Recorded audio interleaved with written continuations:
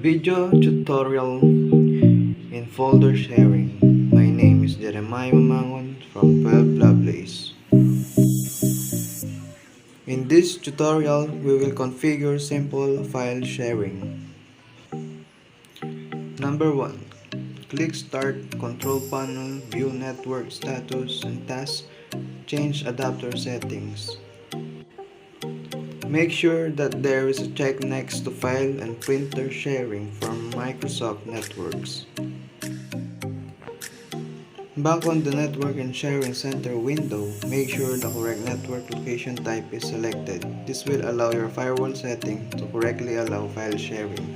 Note, enable network discovery to allow your computer to find other computers on the network easily. Click Change Advanced Sharing Settings. The Advanced Sharing Settings windows appears.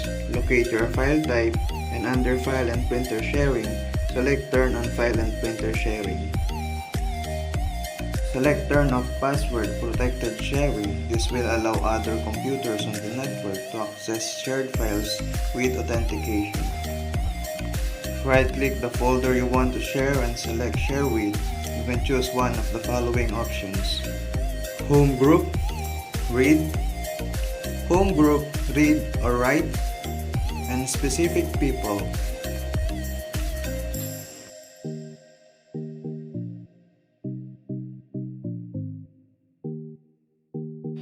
In this tutorial, click Specific People.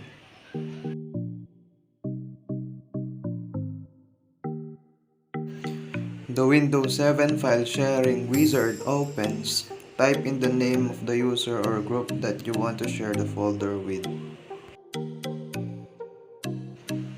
You can select permission allowed to this user. Select Read Only.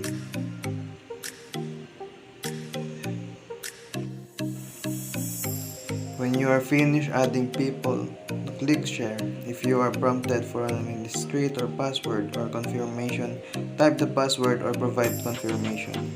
In the next window, it is confirmed that your folder is shared. To let people know how to access the folder, you can click Email to send someone link to your shared folder, or you can click Copy to automatically copy link to the window clipboard.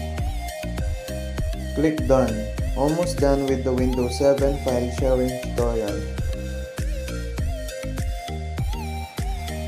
Note, you can change the permission and who can access the shared folder by right-clicking folder and clicking Properties.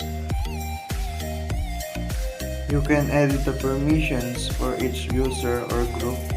Tick any permission to allow or deny. Windows 7 file sharing is now complete.